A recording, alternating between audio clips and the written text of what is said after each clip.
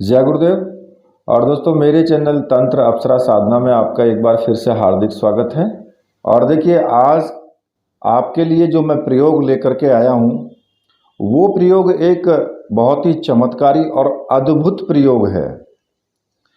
क्योंकि देखिए, प्रयोग तो मैंने बहुत सारे आपको बताए हैं, लेकिन कुछ प्रयोग उसमें काफ़ी अद्भुत हैं और कुछ में थोड़ा साधना लंबी करनी पड़ती है। तो ये जो प्रयोग मैं आज आपको बताऊंगा, ये प्रयोग भी बहुत ही अद्भुत प्रयोग है।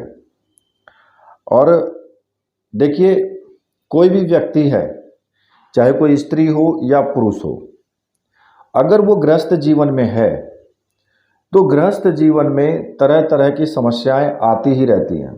क्योंकि जो सुख और दुख होते हैं, ये दोनों एक दूसरे से संबंध इनका होता है। सुख के बाद दुख भी आता है और दुख के बाद सुख भी आता है।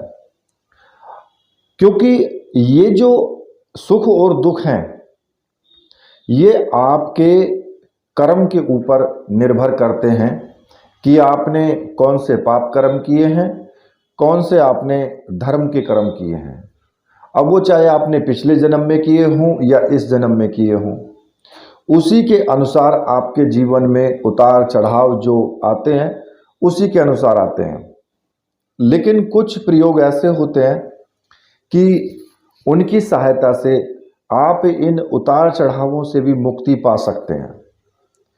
कैसे कि भाई, अगर आप एक गृहस्थ व्यक्ति हैं, चाहे आप स्त्री हैं या पुरुष हैं या फिर बच्चे हैं, कोई भी हैं या वृद्ध हैं, तो आपके जीवन में आर्थिक समस्या वो सब कभी कम है, कभी ज़्यादा है, कभी थोड़ा आपको पैसे की जो समस्या है वो बहुत ज़्यादा बढ़ जाती है। कभी ऐसा होता है कि भाई पैसा आने भी लगता है। तो ऐसी समस्याएं होती रहती हैं। दूसरा, अगर कोई व्यक्ति है तो उसके चेहरे पर आकर्षण होना चाहिए। आकर्षण अगर चेहरे पे होगा, आपके व्यक्तित्व में होगा, तो सामने वाला व्यक्ति आपकी तरफ आकर्षित होगा, एक वशीकरण होगा और आपका वो कार्य करेगा ही करेगा 100%। दूसरा, जब गृहस्थ जीवन होता है तो फिर पति पत्नी में मतभेद भी होता जाता है। अब कैसे कि पति पत्नी में लड़ाइयाँ भी हो जाती हैं और कई बार तो इतना ज़्यादा मतभेद हो जाता है कि एक दूसरे से वो दूर ही हो जाते हैं। या फिर आपकी कोई प्रेमिका है, आप या फिर प्रेमी है, कई बार उनमें भी आपस में झगड़ा हो जाता है, दोनों में से कोई सा रूठ जाता है। या फिर इस प्रकार की जो भी बाधाएं हैं, उन बाधाओं के लिए भी आप ये प्रयोग कर सकते हैं। ठीक है। शत्रु आपके परास्त होंगे ही होंगे, उनकी तरफ से कोई भी बाधा आपके जीवन में नहीं रहेगी। इसके लिए भी आप इस प्रयोग को कर सकते हैं। अगर आप व्यापार करते हैं, व्यापार में उन्नति होगी, मन आपका प्रसन्न रहेगा, स्वास्थ्य आपका ठीक रहेगा और जीवन में प्रत्येक कार्य में उमंग और उत्साह जो है आपका बढ़ता ही चला जाएगा। तो इन सभी चीज़ों के लिए आज मैं आपको जो प्रयोग बता रहा हूँ, ये प्रयोग मूंगा प्रयोग है। मूंगा जो एक रत्न होता है, उसके ऊपर ये प्रयोग किया जाना होता है और ये एक तरीके से सिद्ध करना पड़ता है। पहले ये मूंगा जो रत्न है, इसको सिद्ध करना पड़ता है। क्योंकि ये आपने देखा होगा, मूंगा दो तरह का होता है। एक तो लाल रंग का होता है, ठीक है। मूंगा जो होता है वो लाल रंग में ही होता है, लेकिन इसमें दो प्रकार के होते हैं। जो सामान्य मूंगा होता है वो तो एक सिंदूरी सा रंग होता है उसका, उसको देसी मूंगा बोल देते हैं, ठीक है।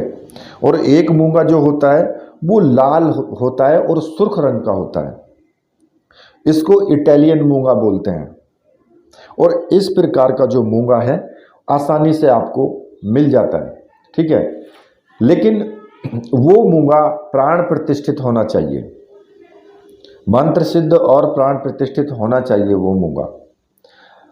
अब जो मूंगा होता है, मूंगा कई तरीके का आता है, वो कटिंग में कई प्रकार का आता है, कोई तिकोना कटिंग में आता है, कोई लंबी कटिंग में आता है, कोई गोल कटिंग में आता है। तो कटिंग कैसी भी हो उससे कोई मतलब नहीं है, ठीक है। तो ये जो मूंगा है, इस मूंगे पर भी आपको प्रयोग करना है और ये लगभग 3 रत्ती का तो होना ही चाहिए, तभी वो प्रयोग के लिए अनुकूल है। ज़्यादा बड़े की ज़रूरत नहीं है, केवल 3 रत्ती या उससे ज़्यादा हो तो ठीक है, लेकिन 3 रत्ती से कम नहीं होना चाहिए, ठीक है। और इस प्रकार के रत्न पर महालक्ष्मी प्रयोग किए जाते हैं, ठीक है। अब मैं आपको बताता हूं कि ये जो मूंगा है, इस साधना में जो मूंगा साधना है, और इसे विरूपाक्ष देवी जो है विरूपाक्षी, उसकी साधना इसमें की जाती है। अब इस साधना को करने के लिए आपको इसमें केवल 2 चीज़ों की आवश्यकता होगी। एक तो इसमें मूंगा रत्न और एक मूंगा की माला, केवल 2 चीज़ हों और ये दोनों चीज़ें मंत्र सिद्ध और प्राण प्रतिष्ठा युक्त होनी चाहिए। देखिए, जो मूंगा रत्न होता है वो थोड़ा महंगा आता है, क्योंकि वो उसकी थोड़ा क्वालिटी अच्छी होती है। मूंगा माला जो होती है वो तो नॉर्मल है, लेकिन रत्न जो है वो थोड़ा सा महंगा होता है, क्योंकि तभी वो फायदा भी करता है। ये दोनों चीज़ें मंत्र सिद्ध प्राण प्रतिष्ठा युक्त हों, और अगर आपको ऐसी चीज़ें चाहिए मंत्र सिद्ध प्राण प्रतिष्ठा युक्त, तो मैंने आपको व्हाट्सएप नंबर दिया हुआ है वीडियो में, आप वहाँ से मुझे व्हाट्सएप कर सकते हैं और वो सामग्री प्राप्त आप कर सकते हैं। सामग्री आपको 100% मिलेगी, बिल्कुल भी किसी भी प्रकार का संशय मन में रखने की ज़रूरत है ही नहीं आपको, क्योंकि मेरे यहाँ पर आपको 100% सामग्री मिलेगी। क्योंकि मैंने देखा है, बहुत लोगों ने मुझे मैसेज भी किया है कि जी फलाने चैनल वाले हैं, मैंने उनको पैसा दिया, सामग्री मेरी नहीं आई, वो नहीं भेजते सामग्री पैसा लेकर के। खैर, मैं यहाँ पर किसी का नाम तो नहीं दूंगा। ये सामग्री आप प्राप्त करके और इस साधना को किसी भी मंगलवार के दिन से आप शुरू कर सकते हैं। अब इसमें आपको करना क्या होगा कि ये साधना चाहे आप मंगलवार को सुबह में करो या रात्रि में करो, कभी भी कर सकते हो, कोई इसका टाइमिंग नहीं है। लेकिन हाँ, जिस दिन आप पहले दिन साधना करें तो उसके ठीक अगले दिन जब साधना करेंगे तो उसी टाइम पर आपको साधना करनी है। उसमें टाइम आपको फिर चेंज नहीं करना है, फिर उसी टाइम पे साधना करें। अगर सुबह करते हैं तो फिर सुबह ही करें रोज, और शाम को करते हैं तो फिर शाम को ही करें रोज, ठीक है। स्नान आदि करके स्वच्छ वस्त्र धारण करें, और हो सके तो लाल रंग के वस्त्र धारण कर लें। लाल रंग का आसन बिछा लें, उत्तर दिशा की तरफ मुख करके बैठ जाएं, और सामने जो चौकी है उस पर भी लाल रंग का ही कपड़ा बिछा लें। घी का दीपक जला लें, साथ में ही अगरबत्ती धूप बत्ती है तो वो भी जला लें, और पुष्प, चावल और सिंदूर टीका लगाने के लिए ये सब चीज़ें आपके पास होनी चाहिए, पहले से ही मंगा करके आप रख लें। और एक प्लेट में सिंदूर से स्वस्तिक का चिन्ह बनाएं, अपनी उंगली से बना सकते हो, पानी से सिंदूर को पानी में घोल करके, और उस प्लेट के अंदर स्वस्तिक का चिन्ह बना करके, और उसके ठीक बीच में मूंगा आप रख दें, जो मूंगा रत्न है उसको रख देना है, ठीक है। और ये साधना आप अपने पूजा घर में ही कर सकते हो। अगर एकांत कमरा आपके पास है तो आप वहाँ भी कर सकते हो, एकांत है तो बहुत अच्छी बात है। अगर एकांत नहीं है तो अपने पूजा घर में भी कर सकते हो, लेकिन शर्त यह है कि जब तक आप साधना करोगे, मंत्र जाप करोगे, आपके पूजा घर में कोई प्रवेश नहीं करना चाहिए, ठीक है। ये आप घर परिवार वालों से बोल दें इस बात को कि मैं इतने पूजा करूं, इतने घर के अंदर आपको या पूजा घर के अंदर आपको प्रवेश नहीं करना है, ठीक है। और सामने गुरु जी का चित्र होना चाहिए, जो भी आपके गुरु हैं। चाहे आपने स्वामी निखिलेश्वरानंद जी को गुरु माना है तो उन्हीं का चित्र सामने रखें। अगर आपने भगवान शिव को गुरु माना है तो आप उन्हीं का चित्र सामने रखें। ठीक है। सबसे पहले आपको गुरुदेव का पूजन करना है। गुरुदेव को सिंदूर का टीका लगाना है। पुष्प गुलाब के हों तो अच्छी बात है, गुलाब के पुष्प चढ़ाने हैं। अब वो आप अपना गुरु मंत्र बोल के भी आप चढ़ा सकते हैं, जैसे कि ओम परम तत्वाय नारायणाय गुरुभ्यो नमः पुष्पम समर्पयामि, इस प्रकार से भी कर सकते हो, या ऐसे भी कर सकते हो ओम निखिलम पुष्पम समर्पयामि, ये भी कर सकते हो। या जैसे शिव को गुरु माना है तो ओम नमः शिवाय पुष्पम समर्पयामि, ओम नमः शिवाय अक्षतान समर्पयामि, इस तरीके से आप उनको बोल करके भी चढ़ा सकते हो।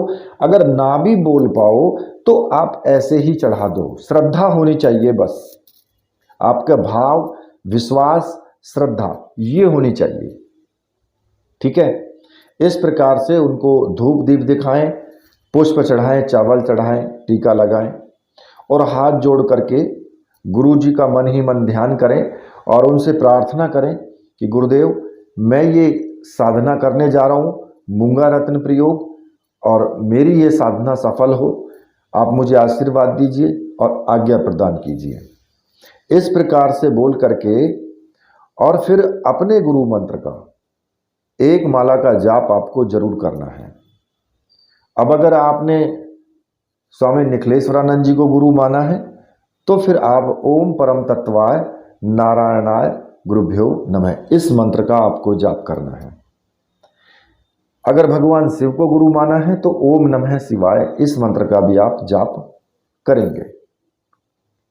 जब आपका गुरु मंत्र का जाप पूर्ण हो जाए उसके बाद आपको एक रक्षा विधान करना है, और मैं कहता हूं कि प्रत्येक साधना में आपको ये रक्षा विधान करना ही चाहिए, क्योंकि जब आप कोई साधना करते हैं तो उस रास्ते से कुछ वायव्य आत्माएं अगर जाती हुई होती हैं, क्योंकि घूमती रहती हैं और वो हमको नज़र तो आती नहीं है, और तो वो आपकी पूजा में विघ्न पैदा कर सकती हैं, या उस स्थान पर कोई ऐसी वायव्य आत्मा रहती है या कोई देव रहता है तो वो आपकी साधना में विघ्न पैदा कर सकता है। अब वो विघ्न ना पैदा हो आपकी साधना में, उसके लिए आप ये रक्षा विधान जरूर करें। अब उसको कैसे करना है, उल्टे हाथ में थोड़े से चावल ले करके और सभी दिशाओं में फेंकते हुए चावल, फिर आपको मंत्र जाप करते हुए आप चावल फेंकते रहेंगे। मंत्र आपको बोलना है ओम असर्पंतु ये भूता है भूमि संस्थिता, ये भूता है विघ्न कर्तास्ते नश्यंतु शिवाज्ञा, अपकर्माणांतु भूतानि पिशाच सर्वतो दिशम सर्वेषां विरोधेन पूजा कर्म समारंभे। क्योंकि अगर आप ये रक्षा विधान करते हैं और सभी दिशाओं में चावल आप फेंक देते हैं तो किसी भी प्रकार से आपकी पूजा में कोई भी विघ्न पैदा नहीं कर सकता है। भूत प्रेत पिशाच जिन्न कोई भी, ना ही आपकी सर्प बिच्छू इस प्रकार से आपकी साधना में आएंगे, ना ही कोई विघ्न पैदा होगा, और साधना आप निर्विघ्न रूप से करेंगे, ठीक है। ये रक्षा विधान करने के बाद फिर आपको क्या करना होगा कि जो मूंगे की माला है उस माला से आपको मंत्र जाप शुरू करना है, और जो मंत्र आपको जपना है वो मैं आपको बता देता हूं। मंत्र इस प्रकार से है, ओम विरूपाक्ष विलासनी आगच्छ गच्छ रीम प्रिया में भव प्रिया में भव क्लीम स्वाहा, ये मंत्र आपको बोलना है। और इस मंत्र की 11 माला तो होनी ही चाहिए, कम से कम 11 माला पूरी होनी चाहिए, ठीक है। ज़्यादा तो आप कर सकते हो कितना भी, आप 21 माला करोगे तो फायदा आपको ही होगा, लेकिन 11 से आपको कम नहीं करनी है। और ये 11 दिन का प्रयोग है। कहने का मतलब सीधा सा है कि 11 दिन में 121 माला आपको फेरनी ही है, क्योंकि 11 में अगर आप 11 की गुना करोगे तो 121 ही आएगा। तो इसलिए अगर आप प्रतिदिन 11 माला करते हो तो 121 माला हो जाती हैं। अगर आप 21 करना चाहते हो, 31 करना चाहते हो, तो वो तो आपके ऊपर डिपेंड करता है कि भाई आपकी कितनी क्षमता है। उसका फायदा आपको ही होगा। जितना ज़्यादा करोगे उतना ही वो तीव्र प्रभावशाली भी होगा। ठीक है। और साधना पूरी करने के बाद जब 11 दिन आपके पूरे हो जाएं, तो फिर उस मूंगा है, उस मूंगे को लेकर के माला को अपने पास रखें। ठीक है। और उस मूंगे को लेकर के जो रत्न है, या तो सोने की अंगूठी में या फिर चांदी की अंगूठी में, उसको जड़वा लेना है आपको। ठीक है। और दाहिने हाथ की किसी भी उंगली में आपको धारण कर लेना है वो, मतलब कि उस रत्न को जड़वा करके और दाहिने हाथ की किसी भी उंगली में, यानी सीधे हाथ की किसी भी उंगली में आप उसको पहन सकते हो। और देखिए, किसी भी व्यक्ति के लिए मूंगा रत्न चाहे अनुकूल हो या ना हो, कई बार ऐसा होता है कि किसी के लिए मूंगा रत्न अनुकूल नहीं है उसकी राशि को देखते हुए, पर इस प्रकार का जो सिद्ध मूंगा होता है, जो इसको सिद्ध करके और तब ये मूंगा पहना जाता है, वो मूंगा अनुकूल ही रहता है उसमें किसी भी प्रकार का कोई भी दोष नहीं है। अब अगर आप ऐसे ही मूंगा पहनते हो ना लेकर के, तो उसमें आपके लिए दोष हो सकता है आपकी कुंडली के हिसाब से। लेकिन अगर आप इस प्रकार से साधना करके और मूंगा पहनते हैं तो वो आपके लिए दोषपूर्ण नहीं है, बिल्कुल आपके लिए फायदेमंद ही होगा। ठीक है। और ऐसा मूंगा कोई भी धारण कर सकता है, चाहे वो स्त्री हो, चाहे वो पुरुष हो, चाहे वो बच्चा हो और चाहे वो वृद्ध व्यक्ति हो, कोई भी हो। और इस प्रकार का जो मूंगा होता है, 5 जो अनुकूलता है वो आपको उससे मिलती ही मिलती हैं। अब कौन सी? ऐसा मूंगा धारण करने से आपको आर्थिक उन्नति और सफलता देगा ही देगा। दूसरा, जिस व्यक्ति के हाथ में ये मूंगे की अंगूठी होगी, उसके शरीर में आकर्षण, चेहरे में प्रभाव आएगा ही आएगा उसके। अगर पति पत्नी में मतभेद है तो वो भी दूर हो जाएगा। यदि प्रेमिका या प्रेमी रूठ गया तो, या उनके मिलने में कोई बाधा आ रही है, तो इस प्रकार का मूंगा धारण करने से भी अनुकूल प्रभाव मिलेगा। आपके अगर शत्रु हैं तो वो परास्त होंगे, उनकी तरफ से किसी प्रकार की कोई भी बाधा नहीं आएगी। व्यापार में आपको उन्नति होगी, मन आपका प्रसन्न रहेगा, स्वास्थ्य भी ठीक रहेगा, जीवन में के प्रत्येक कार्य में उमंग भी रहेगा, उत्साह भी बना रहेगा। ये 5 चीजें तो आपको मिलनी ही मिलनी है इस साधना से। अब साधना जब काल आपका रहेगा, साधना के काल में आप ब्रह्मचर्य व्रत का पालन करेंगे, यम नियम के सिद्धांत का पालन करेंगे। मतलब कि एक चीज आपको ध्यान रखनी है कि आपके कोई कार्य करने से किसी भी व्यक्ति का या फिर जीव जंतु का दिल ना दुखे, बस ये चीज आपको ध्यान रखनी है। और ब्रह्मचर्य व्रत का आपको पालन करना ही करना है, तन से और मन से। कुछ लोग तन से तो कर लेते हैं, मन से नहीं कर पाते, तो इसलिए दोनों तरीके से करना है। फायदा तभी ज्यादा होता है किसी भी साधना में। और अगर आपको कोई अनुभव होते हैं, अनुभव आपको किसी को नहीं बताने हैं, किसी को भी, चाहे वो आपकी पत्नी हो, चाहे वो आपका बेटा हो, बेटी हो, माता हो, पिता हो, कोई भी हो, किसी को भी अनुभव शेयर नहीं करना है। अनुभव अपने समय तक, अपने तक ही आपको सीमित रखना है जब तक आप साधना करें। साधना के बाद भी अगर आप चाहें तो नहीं बताना है तो अच्छी बात है। ठीक है। तो इस प्रकार की साधना करें और ऐसी साधना करने से आपको लाभ ही लाभ मिलेगा। इसी के साथ मैं वीडियो को यहीं पर समाप्त करता हूं। मेरे साथ बोलिए, बोलिए वीर बजरंगबली हनुमान जी महाराज की जय। बोलिए मेरे परमहंस गुरुदेव की जय।